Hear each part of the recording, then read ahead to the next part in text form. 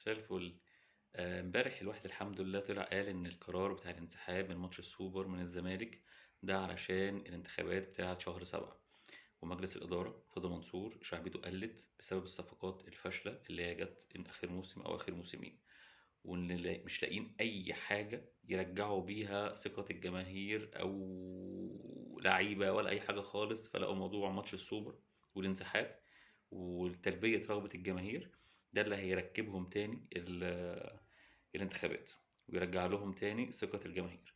والحمد لله طلع الكلام صح. النهاردة الناس كلها أو السوشيال ميديا شغالة على بلورة القرار الانسحاب التاريخي ده لمرتضى منصور ومجلس الإدارة.